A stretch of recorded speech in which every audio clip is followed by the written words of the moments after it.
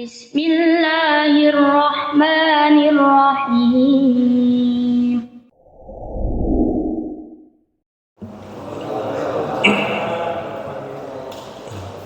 Innal hamdalillah nahmaduhu wa nasta'inuhu wa nastaghfiruh wa na'udzu billahi min shururi anfusina wa min sayyiati a'malina may yahdihillahu fala mudilla lahu wa may yudlil fala hadiyalah. Asyhadu an la ilaha illallah wahdahu la syarikalah wa asyhadu anna Muhammadan abduhu wa rasuluh. Allahumma shalli ala Muhammad wa ala ali Muhammad kama shallaita ala Ibrahim wa ala ali Ibrahim wa barik ala Muhammad wa ala ali Muhammad kama barakta ala Ibrahim wa ala ali Ibrahim fil alamin innaka Hamidum Majid. Amma ba'du. Alhamdulillah, puji syukur kita haturkan kepada Allah Subhanahu wa taala atas nikmat-nikmatnya, terutama nikmat sehat, kesempatan kepada kita untuk bisa hadir. Yang nikmat yang terbesar adalah nikmat iman dan Islam yang masih dikaruniakan oleh Allah kepada kita, sehingga kita tetap teguh menjalankan perintah agama.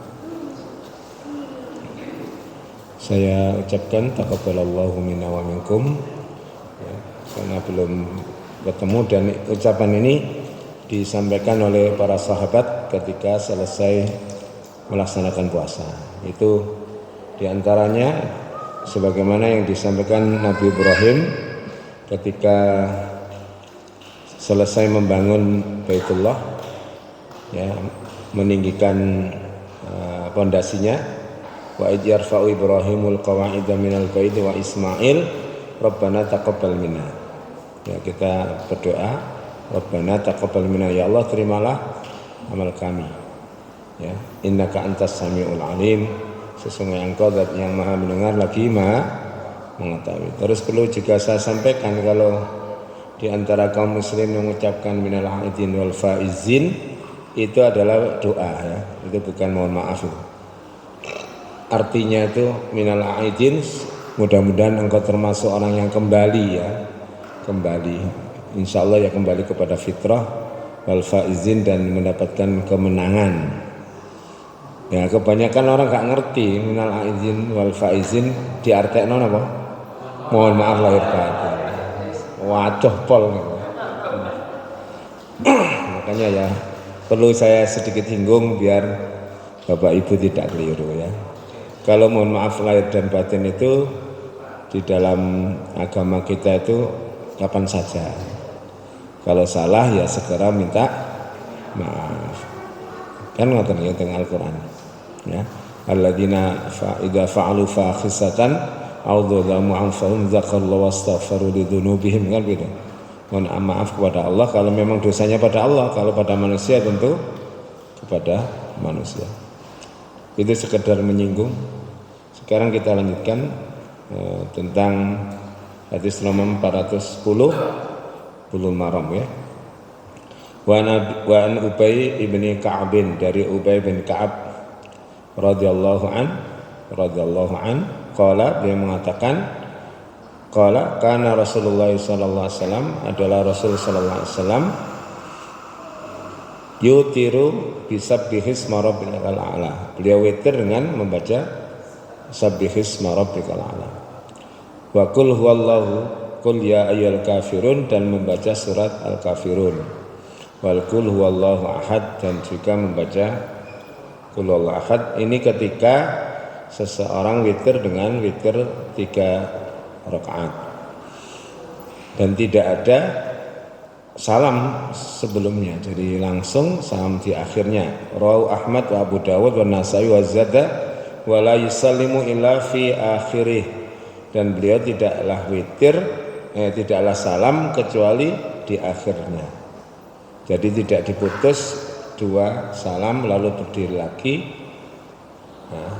baru witir 1. Tetap kalau begitu saya menganggap yang witir itu adalah yang terakhir, karena witir itu adalah ganjil. Kalau suatu sholat itu menurut definisi syar'inya adalah suatu ucapan atau perbuatan yang diawali dengan takbir dan diakhiri dengan salam. Jika sudah salam ya sudah sholat yang lain. tidak digabungkan dengan sholat yang sebelumnya. Kalau menurut keterangan Profesor T.M. Hasbi Ash-Shidiki dalam kitab sholatnya, ya tetap yang dua itu adalah sholat syafa', sholat genap, yang satu ya sholat witir. Tetap yang diniati witir ya satu. Makanya kalau jenengan misalkan berjamaah dengan yang semacam itu ya, yang dua ya niatilah sholat genap, ya sholat tarawih, yang satu witir. Karena kan kalau menurut Al-Quran sendiri wasaf'i wal watr, demi yang genap dan yang ganjil. Di mana-mana dua itu ya genap, tidak ada dua itu ganjil. Terus ya, kita laksanakan. Wali Abi Dawud dan bagi Imam Abi Dawud, Tirmidzi dan Imam Tirmidzi, nahwuhu sepertinya.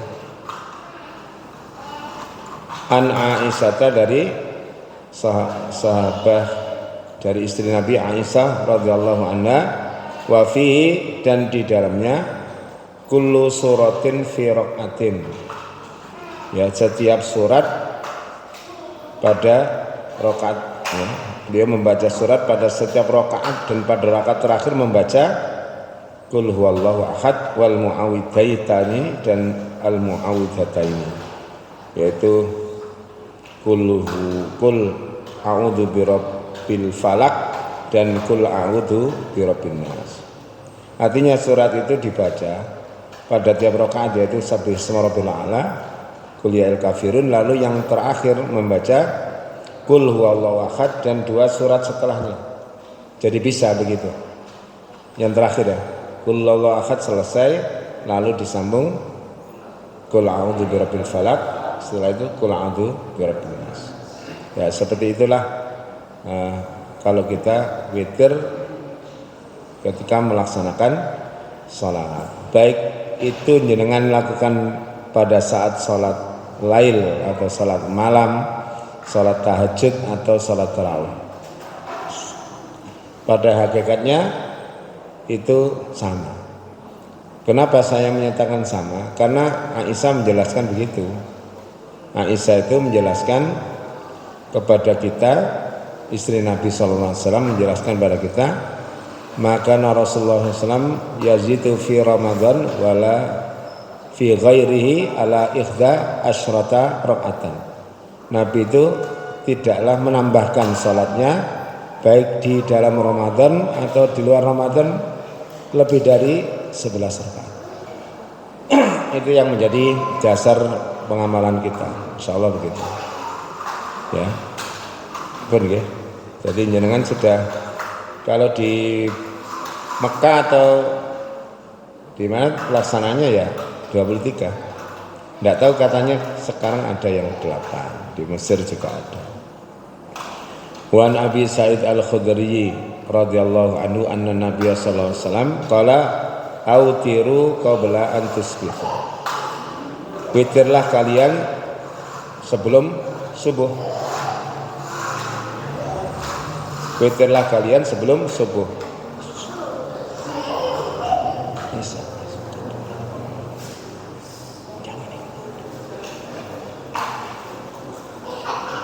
Ya, witirlah kalian sebelum subuh. Ini menunjukkan bahwa Nabi memberitahukan kita bahwa waktu untuk pelaksanaan sholat witir adalah sebelum subuh.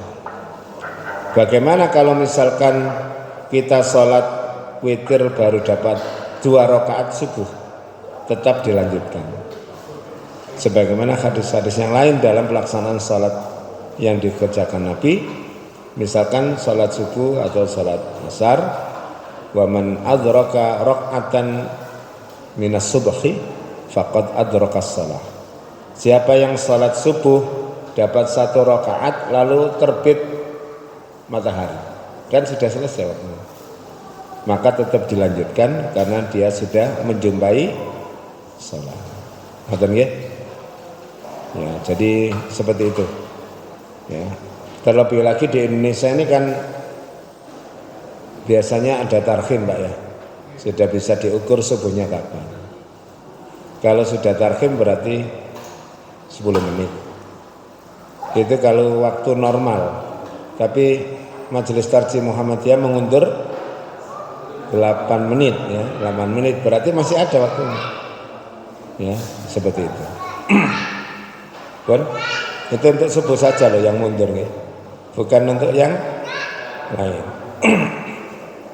Berikutnya ini Wali bin Hibban dan dari Imam bin Hibban, man adraka subha wa lam yutir fala witra lahu.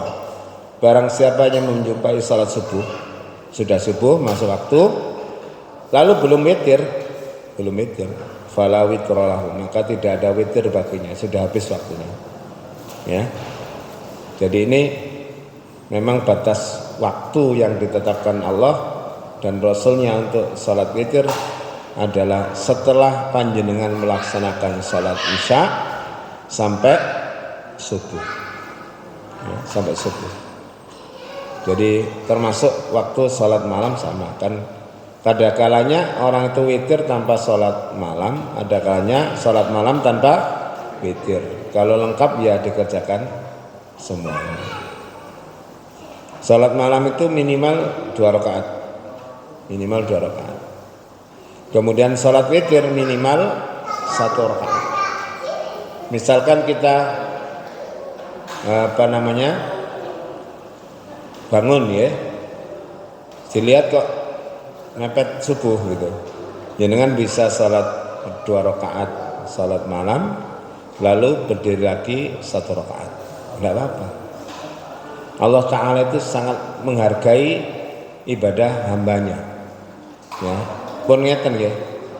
Kurang tidak tak turu pisan ngenteni subuh. Jangan gitu ya.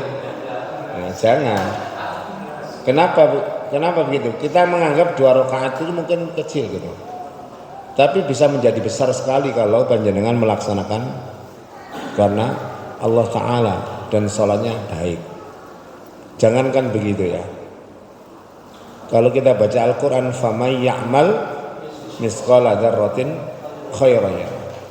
Misqala dzarrah itu loh masih dianggap.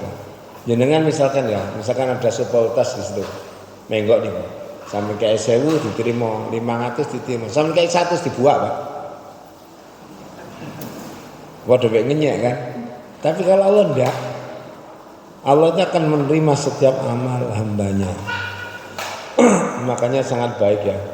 Ketika ada waktu masih ada jeda, mungkin jenengan sudah tidak nutup witir ya.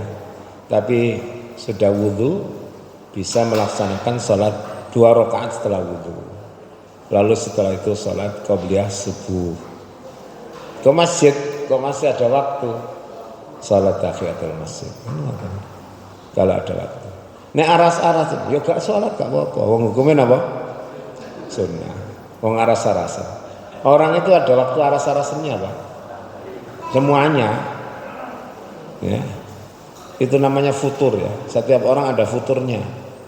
Mesti masa-masa jenengan imannya roda apa? Turun, mesti ada. Maka ketika turun arahkanlah kepada sunnah-sunnah yang dilaksanakan Nabi, sekalipun tidak sempurna seperti ketika kita sergap. Kalau Ramadan awal orang itu kan sergap semua Pak ya. Ya, nanti akhir gimana? Ya ada kalanya futur. Tapi saya ngimami itu ada masjid itu yang full tidak berubah. Rame terus mulai awal sampai akhir. Tapi jarang saya jumpai. Yang saya sedih itu apa? Arek enom gak ono. Isine masjid itu wong tua ndak arek cilik. Sing enom ngopi. Ini bahaya Pak. Ini bahaya kalau jenengan saya mati semua, tinggal remaja-remaja, siapa yang aktif di masjid wong ono arek cilik-cilik tok. Makanya bismillah mari gerakkan masing-masing anak kita yang remaja untuk cinta masjid. Ya. Putu-putu jenengan. Gak usah wong liya angel, ya. Anaknya dhewe kadang si angel. Kalau syukur-syukur kalau ada orang dia berdakwah kepada keluarga sendiri. Itu memang dianjurkan dalam agama. Ya. Rasulullah pun diperintahkan itu. Fa'angdir ashiratakal aqrabin. Berilah peringatan wahai Muhammad kerabatmu yang dekat-dekat. Jadi jenengan nggih ngoten. Pas namu ngomong-ngomong, ya apa salat kok gak ketok iki. Enggak apa-apa nggih. Ya dikongkon ya disangoni ngoten lho, ponak-ponakane. Pun dikongkon tok nggih.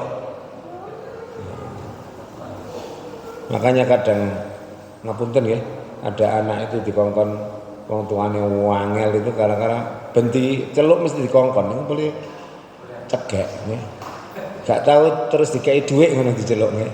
Nah, itu juga menjadi istilahnya reward ya bahasa sekarang, penghargaan, menghargai anak kita untuk melakukan sesuatu itu sangat dianjurkan.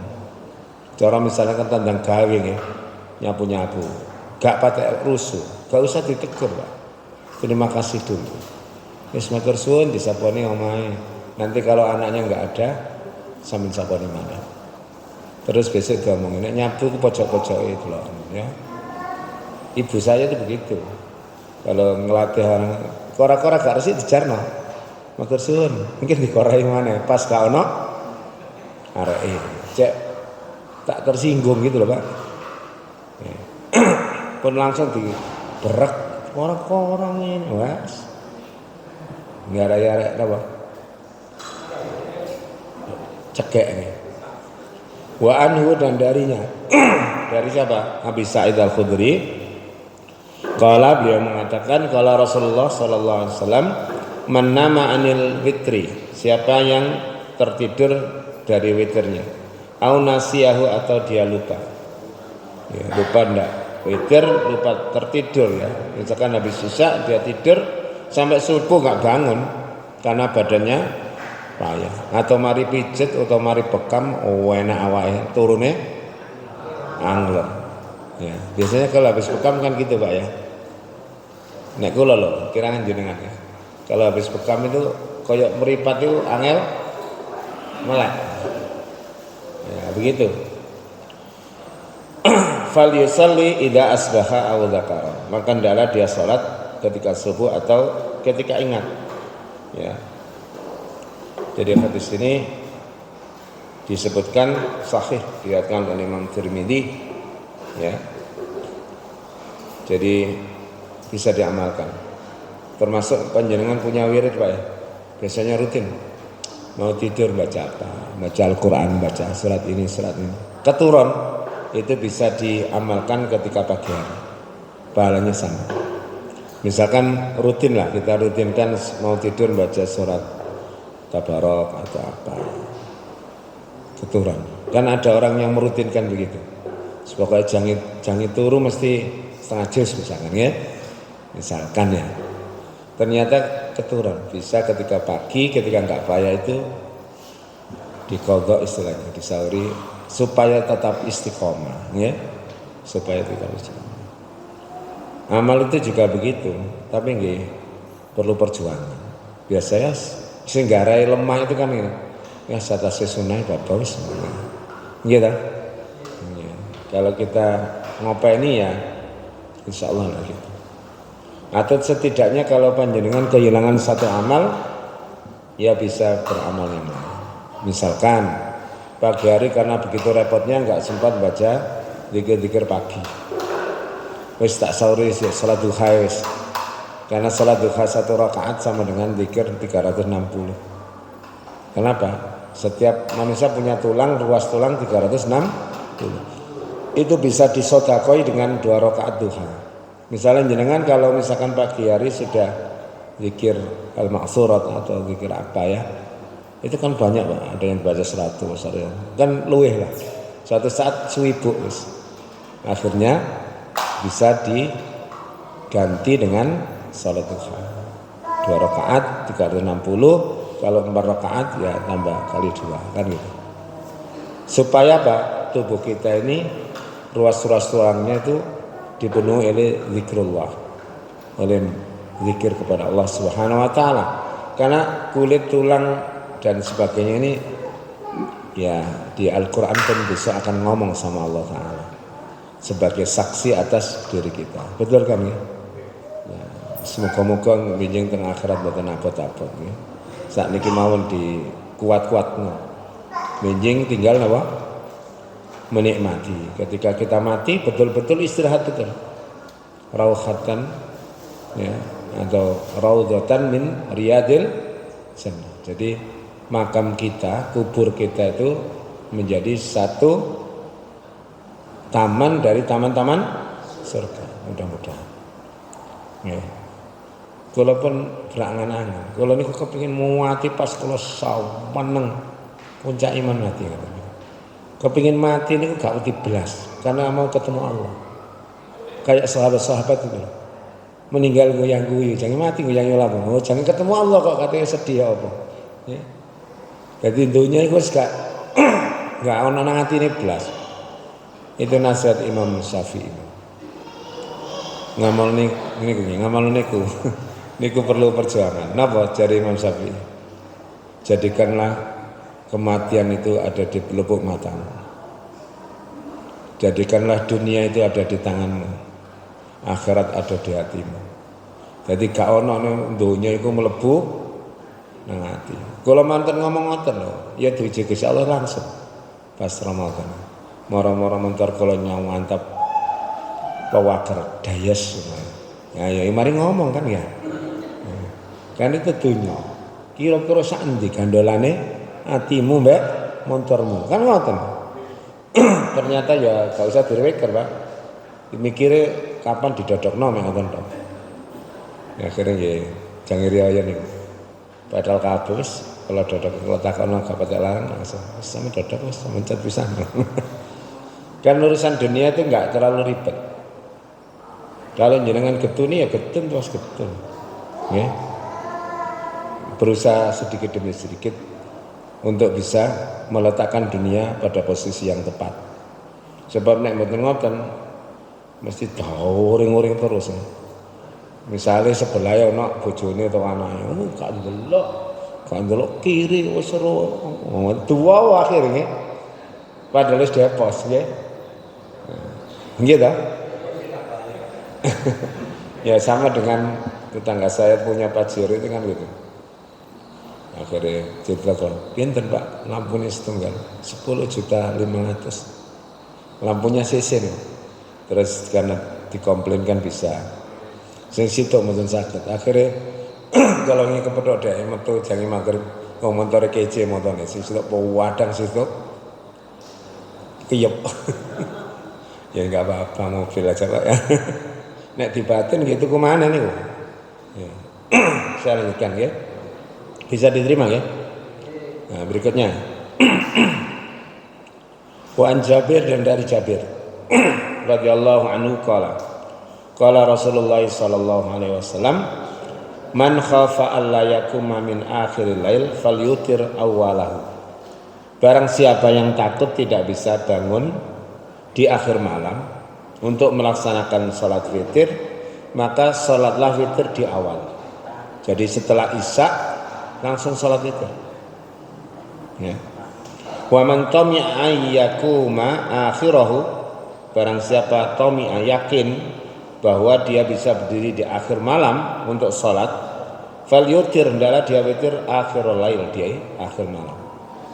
Jadi salat witir itu bisa dilaksanakan langsung setelah Isya awal waktu atau sebelum tidur, bisa dilaksanakan di akhir. Kemarin kita sudah sampaikan bahwa tidak ada dua witir di dalam satu malam. Berarti kalau orang itu melaksanakan di awal, kalau dia nanti kemudian bangun bisa melakukan salat malam di akhirnya, dibalik. Ya. Fa inna salata akhiril lail masyhudah. Karena salat di akhir malam itu disaksikan oleh para malaikat. Inna Qur'anal fajri kana masyhuda. Wa dzalika afdal. Yang demikian itu lebih utama. Jadi seringkali kita bingung tentang istilah afdal. Ya. Kalau jenengan salat witir setelah Isya atau sebelum tidur itu fadl, utama. Itu utama. Kalau dilaksanakan setelah misalkan salat lail di waktu akhir misalkan 2:30 itu lebih utama. Ini utama dan lebih utama. sehingga tidak menganggap yang awal itu kecil, ya. Tetap utama. Afdal itu bandingannya fadl. Inna akramakum indallahi atqakum. Akrama kan yang paling mulia. Yang paling mulia itu di sisi Allah yang paling takwa. Jika takwanya dia seukuran misalkan segini, ya kemuliaannya segini. Kalau misalkan takwanya sampai setinggi wit klopo, ya seperti itu mulianya di hadapan Allah Subhanahu wa taala. Ya seperti jenengan korban ya. Korban di waktu Idul Adha, yang paling utama itu tanggal 10. Ternyata kurang oleh pedus. Misalkan ya jenengan korban tanggal 11, itu fadl utama. Silahkan. Biasanya harganya telah turun, Pak. Ya, 11, 12, 13 turun. Tapi kalau jenengan punya uang dan punya kesempatan, wis aku ndolek tanggal mboten ngoten, kita kejar yang paling utama. Makanya termasuk jenengan lempar jumroh, Aqabah misalkan. Waktu paling utama adalah duha sampai zuhur ya. Tapi kalau jenengan lihat membahayakan karena begitu banyaknya, maka kemudian petugas Indonesia itu mengalihkan kita ngelemparnya setelah zuhur. Ya sama nganut aja karena membahayakan kalau jenengan maksa. Masih dapat fadl utama, tidak paling utama. Ya, misalkan begitu ya. Ya karena memang perawaan kita itu kan kecil ya. Sedangkan orang-orang Pakistan, orang-orang mana Pak? Apalagi Afrika itu besar-besar. Dan mereka itu kadang-kadang setelah tawaf itu gak ngikuti jalur. Setelah mencium Hajar Aswad yang ketujuh mari langsung motong was. Jenengan ketabrak niku yang goleng karena rata-rata bobot mereka atau tinggi badannya ya rata-rata 180 sampai di atas 2 meter. Nggih. Kula nate nulungi wong wedok tiba nang eskalator gak obah. Kula junjung wong lho. Gak obah belas. Kan dia jatuh, gemuk. Kula junjung kali kanca kula. Gak obah belas awake. Kirangan bobote piro. Akhirnya alhamdulillah tugasnya tahu, akhirnya dimatikan eskalatornya. Bisa kecepit kan itu, karena jalan ya. Ya memang mereka besar-besar orang sana. Kita termasuk kecil. Makanya orang Arab itu kalau ada yang bilang Indonesia kecil-kecil, ngono moring-moring ngomong Indonesia. Moring-moring apa? Wong ngancani cilik diomongnya cilik kok moring-moring. Ini salah. Ya. Tidak apa-apa kecil-kecil, yang penting mentes gitu aja. Karena di hadapan Allah itu bukan bobot badan yang diukur, yaitu takwa, ya kita terima postur tubuh yang demikian itu dari Allah dengan ikhlas, tidak apa-apa. Yang penting sehat, wa dzalika afdal. Sudah rawahu Muslim, hadis ini sahih. Berikutnya Ani bin Umar, dari Ibnu Umar ya radhiyallahu anhuma anin Nabi sallallahu alaihi wasallam qala idza tala'al fajr, apabila terbit fajar atau subuh, faqad dhahaba kullu salatil lail, sungguh telah hilang seluruh waktu salat malam, wal witru dan witir. Jadi waktu salat malam dan witir sama Pak. Kalau sudah masuk waktu subuh ya selesai, tidak boleh lagi. Fa'autiru qabla tulu'il fajri, maka witirlah kalian sebelum subuh, sebelum terbitnya fajar. Terbitnya fajar itu berarti masuk subuh. Ini kalau kita di zaman Nabi memang memakai ru'yat ya, pakai tuluk ya. Ya kalau jenengan ini sudah hampir tiap hari pakai hisab, baik sholat wajibnya maupun sholat sunnahnya. Sholat sunnah ya masih sholat hari raya itu Pak ya. Jadi sholat wajib itu juga pakai ru'yat semua setiap hari kalau kita baca hadis. Ya, kalau misalkan subuh ditandai dengan terbitnya fajar, gitu. Maghrib dengan tenggelamnya matahari. Isya dengan hilangnya mega merah. Ya, syafaq itu hilang. Semuanya pakai ru'yat, tapi sholat wajib pakai matahari standarnya. Kalau zuhur ketika matahari condong tergelincir ke arah barat. Tak ngerti ya. Asar bayangannya orang itu lebih panjang dari tubuhnya. Semuanya pakai ru'yat itu. Tapi orang tahu rame. Nek sholat wajib nggih. Kau apa yang delok bisa. Bahkan kanca kula sing ngarani hisab bid'ah iku nek buka ya gak tau ndelok srengenge. Ini di bid'ah no. Hisab bid'ah karena Nabi. Ini nek Nabi tidak pernah melaksanakan ya memang bid'ah, tapi itu urusan apa kan begitu aja. Secara bahasa kan semuanya bid'ah kalau nggak ada sama Nabi. Akhirnya nek buka yang delok jam, jajane ini diwalik. Sampeyan kok kan delok srengenge, kok menek uwit ngono ero surup tagak. Walane sakniki niteni surup ku kangel. Kenapa? Karena jenengan itu banyak gedung-gedung di wilayah kita. Kalau dulu kan gampang. Persawahan, ngoten ya. Makanya kemudian ya perlulah kita diskusi untuk hal itu supaya tidak ngotot-ngotot ya. Dan tidak perlu berdebat panjang lebar karena jenengan kalau suka berdebat itu keberkahan ilmunya akan hilang, dicabut oleh Allah Ta'ala. Karena orang debat itu kepingin menang, tidak kepingin benar ya. Gini apa betul? Ispodo misalkan amalnya beda sedikit itu. Ya, ada yang basmalahnya dikeraskan, ada yang tidak sir. Gak usah debat ngono hati sekaro. Saya tadi kan ngimami di Masjid Al-Ukhwah Al-Islamiyah di Sekardangan sana. Masjidnya itu ada bilalnya.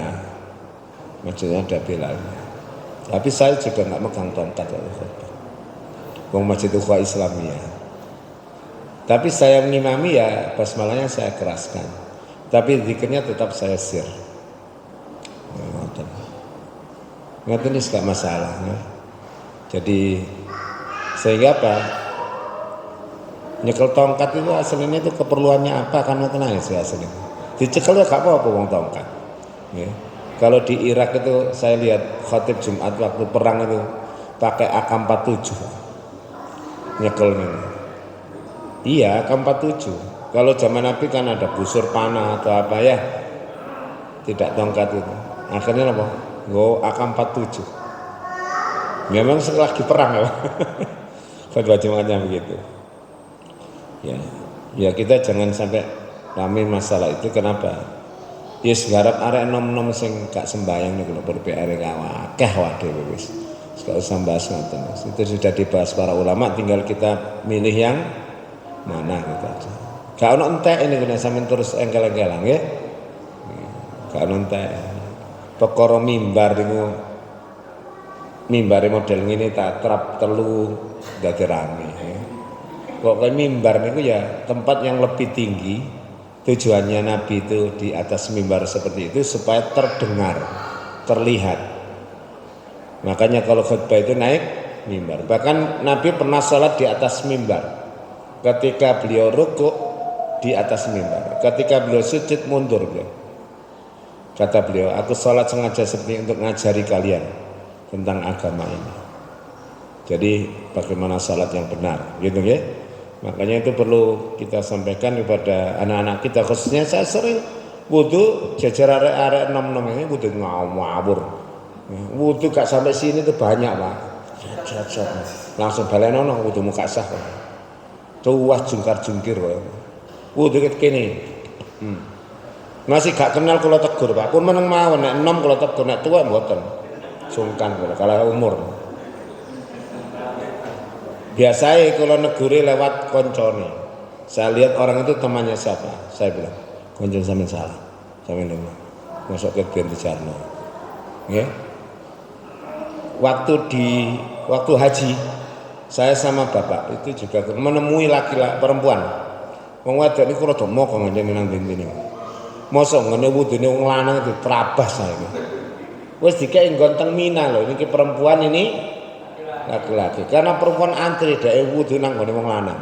Ya dicepot ngoten wis. Jarine bapak, Bu jenengan mriki lak pados ganjaran sih. Kok wudu teng mriki niku lho didelok wong lanang akeh. Nggih. Bapak yang negur karena bapak itu tua kan usianya waktu itu sekitar 70-an. Akhirnya wong kliwis-kliwis balik mana. Ya wis ya dikai nggon dhewe lho iso. Wudu dhewe wong lanang-lanang kan nggih sungkan ya. Terus banyak sekali yang tidak paham syariah ketika haji, ketika selesai lempar jumrah wis dibuka kudungnya iris-iris atine unta. Ya tidak semuanya Pak. Tapi ada begitu fenomena itu kan perlu kita ingatkan ya. Termasuk ketika makan di Mina misalkan, karena makanan itu banyak. Saya lihat di tempat sampah itu masya Allah telur itu banyak bunder-bunder buai. Padahal Nabi itu tidak pernah begitu. Nggih? Nabi itu nek mangan kan mboten sisa, kecuali memang nggak mampu loh Pak. Sing imbui itu yang lintung ya. Kalau di Mina kan embo dhewe niki. Iwak akeh kere kebuah. Enten sing ngumpul-ngumpul jus terus ngomong, ngene iki larang nang Surabaya, coba ana kabeh. Iku kaji tamborong macam-macam. Macam-macam orang itu. Jadi pertanda mabrur dan tidak itu sudah kelihatan aslinya. Ya, semoga-moga panjenengan kali kula sing haji mabrur dan dipertahankan. Kita minta maaf kalau ada riak-riak itu mudah-mudahan dimaafkan. Bahaya Pak Haji itu. Makanya kalau sampai ditamonin itu ya bahaya. Nek gak iso njaga ati. Akhir ditakoni, "Sampeyan teng mriko iso ngambung Hajar Aswad, Pak?" "Oh, kula saged, kula ping 7 malah." Cerita akeh akhir. Kula koyo dituntun malaikat. Wis tahu wis. Makanya kalau jenengan saya itu mau ngomong yang agak riak itu leren meneng. Astagfirullah. Lah apa meneng gak apa-apa. Gak sida cerita. Ya, itu memang kita tuh ya banyak harus koreksi hati ya, karena amal itu kan setan itu kan laqudanna ya lahum siratal mustaqim. Aku akan ganggu mereka dari jalanmu yang lurus.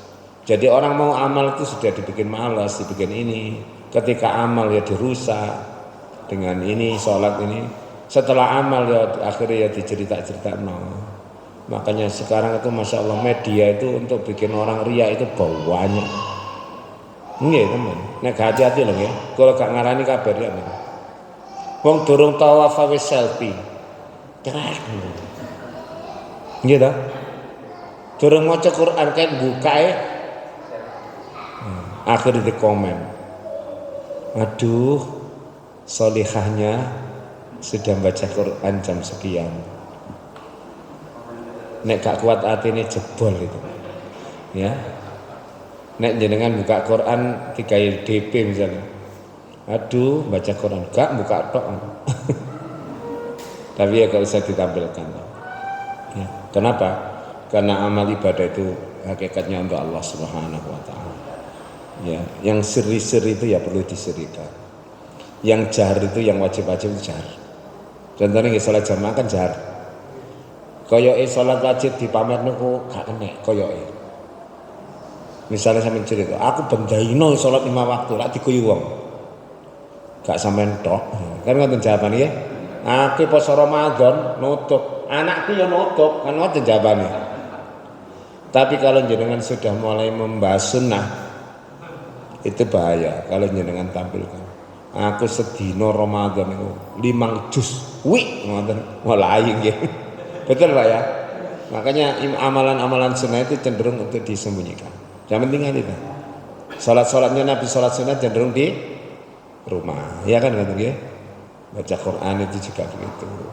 Ya.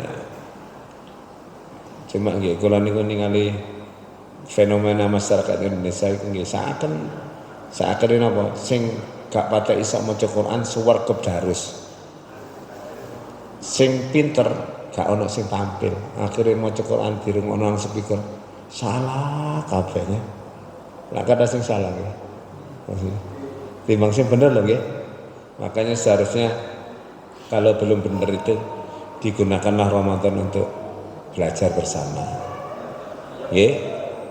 Yang satu baca, yang satu nyemak. Insyaallah sak wulan niku nggih ada hasilnya. Terus nek dielingno ya kudu lapang dada. Itu sing muring-muring ya. Maca salah dielingno, salah moro nyingkir ngono gak macam-macam tuh, Bang. Ini salah ini. Anjing salah masa katene dibenerno nggih. Kalau masih salah, kewajiban dia untuk ngangsu kawruh dumateng ingkang nggih ngertos ngoten nggih. Nah, persoalan yang sering muncul itu ngeten sing kula tingali di lapangan dakwah yang saya alami. Sing pinter-pinter iku senengane telat. Sing gak pinter disiki. Akhirnya nek diimami sing gak pinter komplain, tapi dia gak gelem disiki. Nah, kan masalah. Sholat ngocok kabeh. Lah sampean pinter toko terakhir. Sering terjadi begitu Pak ya. Yang pinter nggak punya semangat, yang nggak pinter semangatnya tinggi. Padahal butuh dua. Butuh pinter dan punya semangat biar tidak salah dalam mengamalkan agama ini. Betul Pak ya? Contohnya sing semangat Ramadan ya, semangat jamaah. Adzan langsung dikomati padahal wong jikait ngombe seruput. Kau kabeh akhirnya. Kalau kita lihat di dalam kitab Bulughul Maram misalkan dikasih jeda antara adzan dan iqamah, khususnya ketika ada puasa supaya orang-orang yang atau adik-adik yang puasa itu bisa berbuka dengan nyaman sehingga sholatnya itu nyaman. Saya di waktu mahasiswa itu di pondok pesantren Al-Kharamain itu biasanya adzannya tepat waktu. Lalu santri-santri itu suruh makan mahasiswa dan santri itu. Silakan makan dulu kata Ustaz. Napa? Arek 6 niku Pak nek gak dikon buka sih. Salate banter-banter ya. Suruh makan kira-kira seperempat baru dikomati. Anteng wis dia sembahyang maghrib ya anteng, dijak wiritan ya anteng sebab wetenge warung. Wong nggih nek tuwek-tuwek kok awak dhewe mangan titik wis cukup. Mereka enggak cukup wong kula nate enom. Nggih. Wis dijajar ngene kok kon jamaah. Ya mikir dan di hadis itu apabila idza quddimal asya fabda'u bil asya.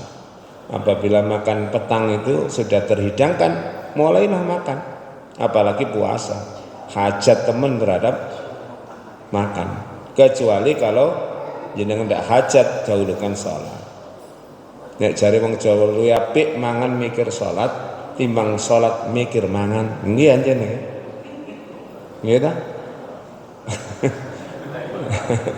Ya itu contoh saja lah supaya kita juga mengerti silah-silah ya. Makanya kadang kita melihat orang alim itu ya aneh ini. Imam Syafi'i ya pernah kan melakukan yang aneh itu. Ketika beliau nginap di rumahnya Imam Ahmad, muridnya, anaknya Imam Malik ngamat Imam Syafi'i. Oh iki gurune ayahku wong alim. Nggih. Ternyata Imam Ahmad ketika bertamu itu mangane kau wadah nang Imam Ahmad. Akhirnya anaknya nang atine iku wong alim mangane wadah. Ya. Setelah itu beliau menginap. Waktu itu Imam Syafi'i enggak salat malam. Imam Syafi'i itu letang. Ya, ternyata enggak bangun malam, padahal Imam Ahmad salat malam. Akhirnya tanya, "Ya, guru jenengan sing alim niku lho sampe hormati niku. Kula tingali kok letang-letang gak sembahyang. Mau awan mangane wakeh." Terus apa? Ya takok dhewe. Sing betul ngoten, tanya sendiri. Akhirnya tanya, apa jawabannya? Saya makan di rumahmu dengan banyak itu karena saya berangkat ke sini itu hanya membawa kurma dan air putih untuk menjaga supaya lambung saya ini gak kemasukan makanan yang haram gak jelas. Ngertos? Akhirnya ketemu nang omahmu, jelas panganane wong alim tuh barokah, halal, tak pangan sakake-akeh. Iku alasanku siji. Terus jenengan kok mboten salat wong ayah kula salat. Oh iku ta. Aku kok ana pertanyaan 100 masalah fikih. Durung tak jawab ya durung ditulis nang kitab. Akhirnya bengi tak gawe mikir. ladang-ladang karo mikir hadis iki, ayat iki, kesimpulannya si oleh 20. Lah nek tak tulis iku jawabannya dibaca orang manfaatnya luar biasa untuk saya dan orang lain. Jadi ladang-ladang Imam Syafi'i itu mikir gitu, kaya awak dhewe tewas-tewas temen ngoten ya. Makanya kadang-kadang kalau kita melihat sesuatu yang kurang bagus ya dikonfirmasi, tabayun ngoten nggih. Tabayun. Malah beberapa hari yang lalu saya itu ditamoni tetangga itu orangnya aneh Pak. Saya bilang aneh kan, sholat gak, poso gak, sembako. Terus saya gak sholat.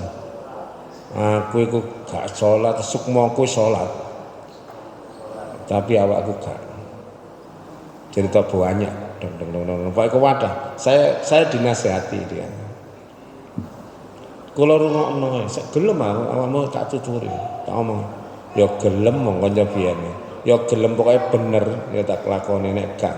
Wong Al-Qur'an iku ngongkon ngrungokno omongane wong kok. Tak rungokno omongane.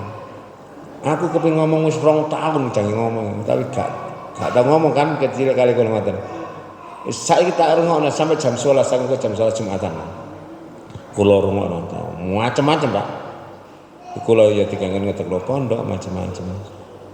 Banyak nasihatnya saya lihat. Iki ayat endi? Kula kaya takok Imam Mahdi maca Ratu Adil macam-macam lah ya.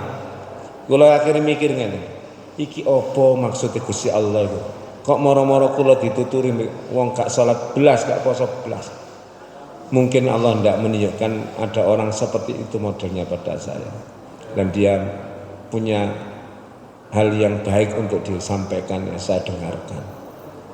Ya, ngoten ya. Gak oleh awak dhewe menganggap wong sapa ngerti dhek meneh-meneh tobat. Kula wara, sok mau sampeyan wis nang kene. Wis dukur ngene. Raga sampeyan gak sembahyang nang isor kene. Padahal sing dilebokno swarga iku ya sukma ya raga. Ya apa sampeyan? Iya, pinter pancen. Iya sampeyan lakoni salat. Ya. Sampeyan lakoni. Ngoten itu. Sampai apa yang tidak pernah saya ceritakan dia tahu.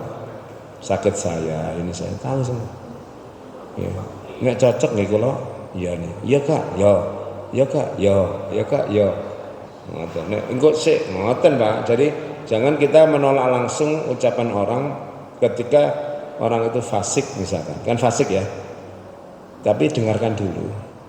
Kalau benar cocok kali Al-Qur'an ya diyoi. Nek mboten nggih ya apa mengakul bener? Ya sik tak pikir-pikir kalau iya nek sampean rasul bener kabeh. Nek wong ya kadang salah, kadang bener. Guyu-guyu. Iya katene. Kadang-kadang kita menemui sesuatu begitu Pak dalam hidup. Saya juga belum bisa menjawab keanehan-keanehan yang terjadi pada anak saya yang kecil itu. Benar saya jawab. Ketika mertua hendak meninggal itu malam harinya abu kabeh berarti. Nyekel dot nomor caket. Sampai saya rongsenkan di rumah sakit normal. Setelah mertua meninggal kempes. Nah, ayo sampean jawab nih. Coba nih sampean jawab nih. Ini ku metafisika nih, fisika wis angel apa mana? Metafisika. Itu saya iki apa iki? Yaitu ternyata pikiran kita tidak bisa menjangkau. Hanya begitu saja. Kita saat ini gurung oleh jawaban. Yang saya ngomong, itu dicekeli ruwe, baik. Iki ngene wis macam-macam. Nek metafisika itu gak ono sekolah mangkon angel. Diyoni yo nek iya, nek gak wis kalau meneng. Itu Allah ndak tunjukkan peristiwa pada kita, hal-hal yang terjadi di dunia saja kadang nalar kita tidak bisa. Ngono kok katanya ngumpuli Quran. Meliti-meliti ya. Quran ditolak karena menurut saya tidak logis. Ngomong apa jangan ya sih kan begitu ya. Kita tetap meyakini Al-Quran kalamullah, ucapan yang terbaik yang tidak ada tandingnya, doa yang terbaik dari Al-Quran. Kalau kita membacanya insya Allah mendapatkan keberkahan dan kebaikan. Kalau kita membaca kemudian belum juga misalkan kelihatan hasilnya, koreksi diri, jangan mengkoreksi Al-Qurannya. Karena tidak mungkin gak mandi Quran. Quran itu mesti mandi Pak. Sehingga gak mandi ini lamben awak dhewe. Sering kita baca, kita yakini, kita amalkan apa? Tidak. Wis ngoten to nek kula. Ya disalahno awake aja nyalahno. Ayat kursi tak wacana wong kesurupan ditirokno, jan sampean kaya rada setan mangkono. Lah nek Abu Bakar Umar kan gak maca nggih. Gak maca kan nggih. Kiai kula lho, Pak. Mboten ada maca, ya mustahil. Ada teman saya kesurupan itu. Mbaknya cuma bilang, "Adik mlebu maneh, tak kandhano Pak Yai." Wis gak mlebu iso. Ngoten to, Pak. Kalau yang Yai Salim pendiri itu kalau ibu saya cerita kalau ada gangguan jin ngoten ke santrinya nek dituting. Wis metu aja ganggu muridku, ngoten tok. Ngoten tok. Wis gak ada a'udzubillahi minasyaitonir gak atik wis. Tuting tok. Metu jangan muridku. Ngoten. Kelase wong niku beda. Ana sing diwacana sak juz mek mengengeh tok nggih. Makane pun nyawama Al-Qur'ani sing salah iku nggih awake dhewe sing gorong mungkin Quran masih di lesan masih di otak belum sampai contoh nggih kalau contohkan nggih Quran ini kalau di otak ada anak dari pondok hafal 10 juz sebul gugah sih nang omah 30 juz itu enten kesurupan lah 30 juz ya kesurupan berarti Quran kan masih di sini bukan di dada sehingga melindungi dia dari setan. Ternyata dia telepon padahal 30 itu contohnya. Nggih. Kula takoni sing anu, kok saged sampean? Kula biyen ngapalno konten wirid ngeten cepet apal. Ya wirid sampean niku sing garai ngundang wis ngapalno lillahi taala wong gak gawe pameran nggih. Hafid atau tidak itu wis urusane Gusti Allah. Yang penting kita bersungguh-sungguh. Nggak usah ada target-target. Aku nek mati kok cek mayatku wutuh. Gak hafal loh kata sing wutuh. Ada beberapa orang yang kita jumpai tidak hafal jika utuh. Kenapa? Karena orangnya sangat baik, sangat sabar, sangat dimuliakan Allah Subhanahu wa taala. Insyaallah dengan itu kan petunjuk mulianya. Karena memang orangnya baik. Kehidupan dunianya baik. Kira-kira ini yang bisa kami sampaikan. Mudah-mudahan bermanfaat bagi kita semua. Mohon maaf bila ada hal yang salah. Saya juga mohon maaf atas kesalahan-kesalahan saya khususnya hari ini terlambat karena memang berangkatnya rada telat terus macet ya. Subhanakallahumma wa bihamdika asyhadu an la ilaha illa anta astaghfiruka wa atubu ilaik. Wassalamualaikum warahmatullahi wabarakatuh.